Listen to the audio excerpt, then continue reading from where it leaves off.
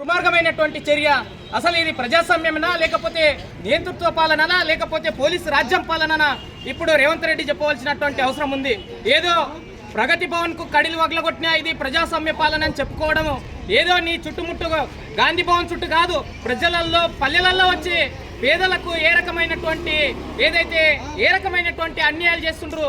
Pharma company పేరుతోని collector వచ్చారు, మళ్ళీ వచ్చిన తర్వాత అక్కడ ప్రజల అభిప్రాయం సేకరించడానికి వచ్చినటువంటి వాళ్ళ బాధను తెలుసుకోకుండా వాళ్ళ ఆవేదనను తెలుసుకోకుండా దౌర్జన్యంగా ప్రభుత్వం చెప్పింది నాకు మంచి పేరు రావాలని చెప్పి హడావుడి చేస్తున్నటువంటి కలెక్టర్ పోయి గిరిజనుల మీద పేదల మీద ఏదైతే ఎలాంటి సమాచారం లేకుండా ఒక అఖిల పక్షాలను ప్రజా సంఘాల వాళ్ళని ఏదైతే అక్కడ మీటింగ్లు పెట్టి వాళ్ళ సేకరణ వాళ్ళ ఒపీనియన్ తీసుకోకుండా డైరెక్ట్ గా వెళ్ళి ఆ రకంగా చేయడం అంటే ఆయన ఆలోచించుకోవాల్సినటువంటి అవసరం ఉంది. మళ్ళీ దాడి చేసిండ్రంటే తమ భూమి పోతుంది అని తమ బతుకుదేరు పోతుంది అని చెప్పి ఈరోజు ఎంతో ఆవేదనకు గురైనటువంటి గిరిజన బిడ్డల పైన ఎంతో మందిని జైలు పాలు పెట్టారు, ఎంతో మందిని అరెస్ట్ చేశారు, అక్రమ కేసులు పెట్టారు. మళ్ళీ ఈరోజు కలెక్టరే స్వయానా చెప్తున్నాడు ఏమని అంటే నా మీద దాడి జరగలేదంటే మళ్ళీ దాడి చేయనప్పుడు మీరు కేసులు ఎట్లా పెడుతుండ్రని మేము అడుగుతున్నాం ప్రజా సంఘాలుగా.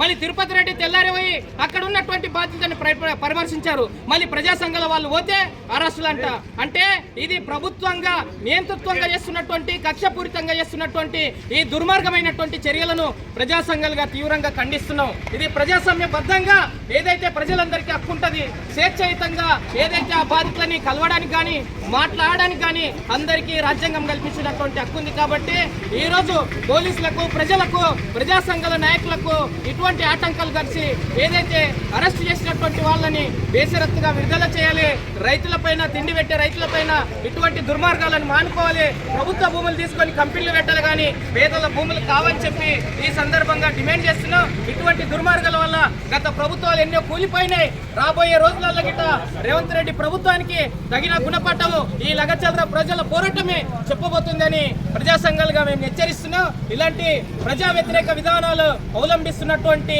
కాంగ్రెస్ ప్రభుత్వానికి రోజులు త్వరలోనే దగ్గర పడుతున్నాయని చెప్పి ఈ లగచర్ల పోరాటమే దానికి ఉదాహరణ అని చెప్పి ప్రజా సంఘాలుగా హెచ్చరిస్తూ ఈ అవకాశం ఇచ్చినటువంటి పెద్దలకు మిత్రులకు అందరికీ ధన్యవాదాలు తెలియజేస్తూ ముగిస్తున్నాం.